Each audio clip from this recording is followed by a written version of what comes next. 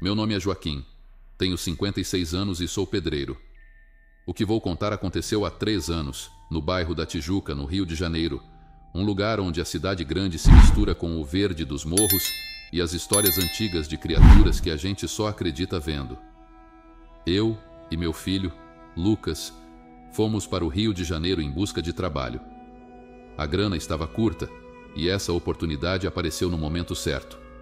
1 mês de serviço numa obra na Tijuca. Era o dobro do que eu ganhava na minha cidade. Mas eu não imaginava o preço que pagaria por esse dinheiro. Logo nos primeiros dias percebi que havia algo de errado naquele lugar. A obra estava cercada por um matagal denso que parecia tomar conta de tudo, como se a natureza estivesse tentando recuperar o espaço que o concreto tentava roubar. As árvores ali pareciam mais altas, mais escuras, como se estivessem observando, e o cheiro, um cheiro adocicado, enjoativo, às vezes misturado com algo metálico como sangue fresco. Não era um lugar comum. Ficamos num quartinho improvisado ao lado da obra, um cômodo pequeno com 2 camas velhas e paredes descascadas. Todas as noites o vento soprava forte, assobiando pelas frestas da janela, trazendo sons que ecoavam pelo matagal. Sons que eu não sabia de onde vinham. Às vezes parecia que eram vozes distantes, outras vezes gemidos baixos, quase humanos, mas com algo de bestial. Aquilo começou a mexer com a minha cabeça. Nosso almoço era trazido todo dia por Bira, um homem local, que ficava um tempo por lá fumando seu cigarro e contando histórias.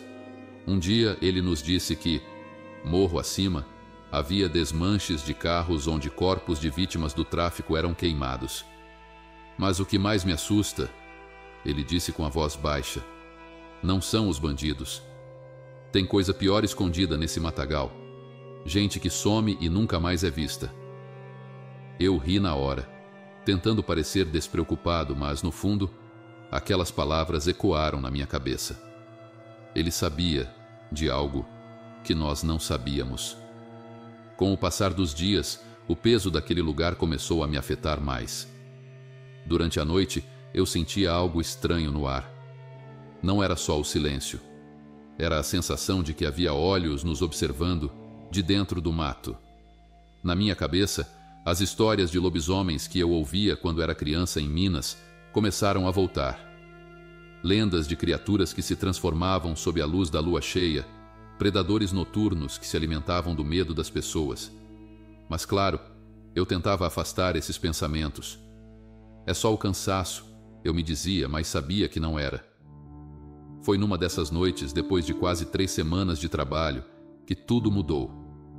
Eu havia saído do banho e notei que meu filho, Lucas, não estava no quartinho. Ele costumava sair à noite para buscar cigarros para mim, mas já fazia mais de 2 horas que ele tinha saído. O relógio marcava 22 horas e 30 minutos, e a rua ao redor da obra estava silenciosa demais. O medo começou a crescer dentro de mim. Eu sabia que a Tijuca não era um lugar seguro à noite, mas naquelas circunstâncias, o que me preocupava era mais do que os bandidos. Peguei uma faca da cozinha e saí pela porta determinado a encontrar meu filho. A sensação de estar sendo observado foi imediata. O vento parecia carregar algo mais do que o frio daquela noite. As ruas desertas, as luzes dos postes piscando, como se a própria eletricidade estivesse com medo de funcionar. Comecei a chamar por Lucas, mas a única resposta que eu recebia era o som dos meus próprios passos ecoando pelas vielas. Depois de andar por quase meia hora sem sinal dele, algo chamou minha atenção. Ao longe, na obra, vi uma pequena luz, fraca, tremulando. Era um cigarro. Corri na direção da luz esperando que fosse meu filho. Conforme me aproximava, ouvi uma voz. "Pai, tá me procurando?" Era a voz de Lucas, mas havia algo errado. Era como se ele estivesse falando de um lugar distante, como se o som estivesse fora de lugar. Me aproximei mais. Meu coração acelerou.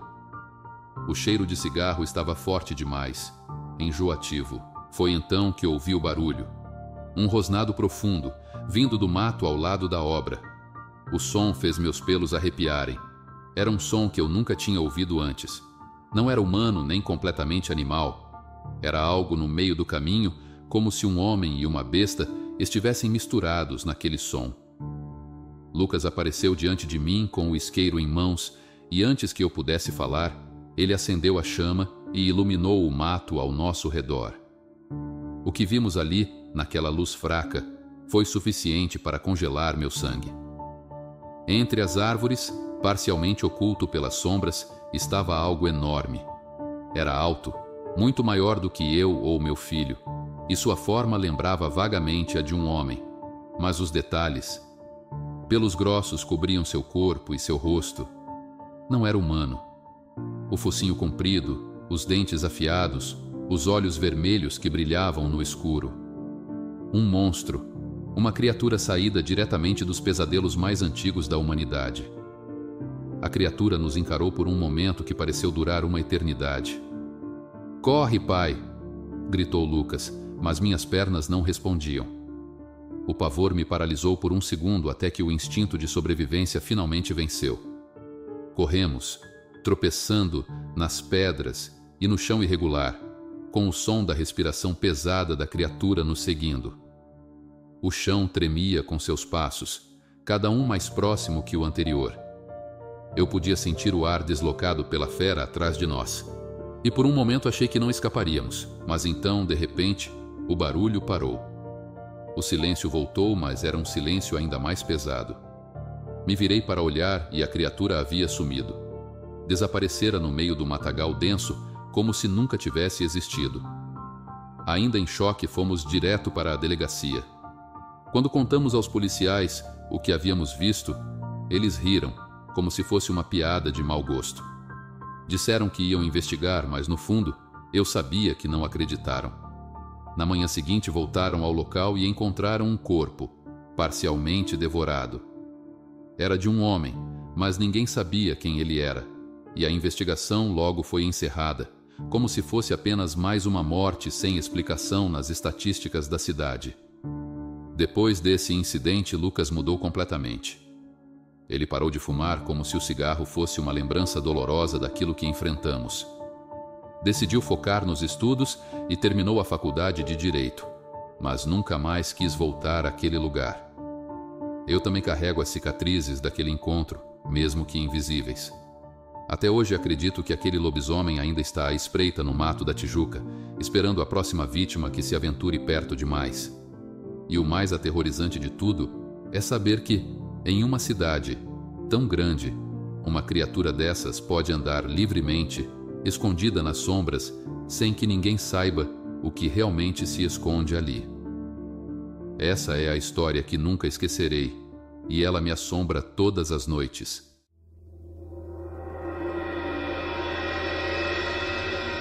Vocês já ouviram falar de lobisomens, não é? Aquelas criaturas que em noites de lua cheia se transformam em monstros sedentos por sangue. Mas e se eu dissesse que existem lobisomens que continuam assombrando mesmo depois de mortos? Esta história que vou contar agora vem dos relatos que meu avô ouvia na sua infância e que nunca pôde esquecer. O que aconteceu com ele naquela noite o marcou para sempre, e até o dia de sua morte, ele jurava de pé junto que o que viu não era deste mundo. Tudo começou em Alfenas, uma pequena cidade do interior de Minas Gerais, conhecida por suas estradas de terra cercadas de mata fechada. Meu avô, como de costume, fechava seu comércio já tarde da noite e montava em seu cavalo para voltar para casa. Naquele tempo, as estradas eram escuras, iluminadas apenas pela lua quando havia. E naquela noite, ele não se lembrava bem se era lua cheia ou quaresma, o que, segundo muitos, torna a presença de seres sobrenaturais ainda mais intensa. Mas algo estava diferente. Algo estava errado. Enquanto cavalgava pela estrada, cercada de árvores que pareciam vivas ao balançarem ao ritmo do vento, o cavalo começou a agir de maneira estranha. Empacou de repente. Meu avô, homem de fé, mas também de coragem, nunca havia visto seu cavalo agir daquele jeito. Os olhos do animal estavam esbugalhados, as narinas dilatadas, e ele relinchava nervosamente. Era como se algo invisível estivesse bloqueando o caminho, algo que só o cavalo podia ver. O vento soprava forte, fazendo os galhos das árvores se arrastarem no chão, como se fossem mãos tentando agarrá-los. A atmosfera estava densa, quase sufocante, e o silêncio da noite era interrompido apenas pelo farfalhar das folhas e pelo som distante de animais noturnos. Tentando acalmar o cavalo, meu avô o forçou a seguir em frente. Ele não acreditava em histórias de assombração, pelo menos não até aquela noite. Foi quando ele viu, à frente, algo que fez o sangue gelar em suas veias. No meio da estrada, iluminado apenas pela luz fraca da lua, estava um grande cão negro. Mas não era um cão comum. Seu corpo parecia envolver-se em sombras, como se fosse feito de pura escuridão. E seus olhos, aqueles olhos, vermelhos como brasas, brilhando na escuridão com uma intensidade impossível de ignorar. Meu avô sentiu um calafrio percorrer sua espinha. Havia algo de profundamente errado naquela criatura. Ele não queria acreditar no que estava vendo, mas a visão era clara demais para ser uma ilusão. Sem pensar muito, pegou uma ripa de madeira que sempre carregava consigo, usada para afastar cães de rua que às vezes perseguiam o cavalo. Ele a arremessou com toda a força na direção do animal. A ripa voou através do ar e atravessou o corpo da criatura. Isso mesmo, ela passou direto, como se o bicho fosse feito de fumaça. A criatura não se moveu, não fez nenhum som, apenas desapareceu no meio da mata à direita da estrada, como se nunca tivesse estado ali. Confuso e apavorado, mas ainda tentando manter o controle, meu avô continuou sua jornada. O cavalo, no entanto, estava mais nervoso do que nunca. Suas orelhas se moviam freneticamente, captando sons que meu avô não conseguia ouvir. Ele olhava para os lados, mas o que o rodeava era apenas a escuridão e o som do vento. Depois de alguns metros, o silêncio foi interrompido por um som que fez o coração de meu avô acelerar. Um rosnado baixo e ameaçador vindo de algum lugar à sua esquerda. Sem aviso, o cão negro saiu novamente do mato, desta vez mais próximo, mais rápido e mais agressivo. O cavalo se empinou em pânico, e antes que meu avô pudesse reagir, o bicho o atacou. A mordida do cão foi tão forte que o cavalo, no desespero, se ergueu nas patas traseiras e derrubou meu avô no chão. Ele caiu com força, sentindo a dor irradiar pelas costas, mas o medo era maior que a dor. Rolou para longe do cavalo e, de sua posição no chão, viu algo que desafiava toda a lógica. O cão mordia o cavalo, mas sua boca parecia não causar danos físicos. Não havia sangue, não havia feridas, mas o cavalo reagia como se estivesse sendo dilacerado. Meu avô, com as mãos trêmulas, pegou algumas pedras do chão e começou a atirar na criatura. Mas assim como com a ripa de madeira, as pedras passavam diretamente através dela, como se o cão fosse feito de pura escuridão. O pavor aumentava a cada segundo. Como era possível? Um ser que não era de carne e osso, que parecia ser um fantasma, mas que ainda assim conseguia causar tanto terror? Desesperado, ele gritou, mas ninguém o ouviria naquela estrada deserta. O cavalo, em agonia, relinchava e se debatia, tentando se livrar do monstro, enquanto meu avô lutava para levantar e afastar-se daquele horror. O cão parou de atacar por um momento, levantou a cabeça e olhou diretamente para meu avô.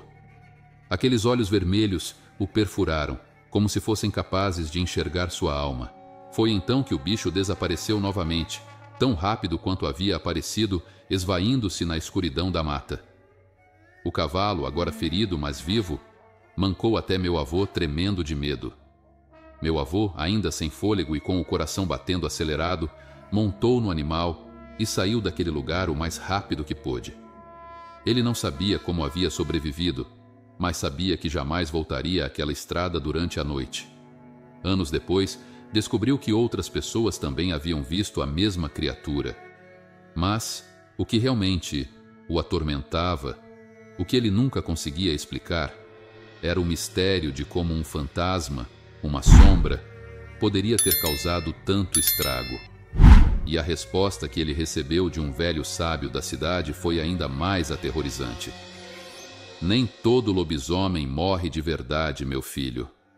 Alguns continuam assombrando, presos entre este mundo e o outro, até que encontrem uma alma para levar com eles. Meu avô nunca mais falou daquela noite com a mesma tranquilidade. O medo do que ele viu e viveu ficou gravado em sua mente para sempre.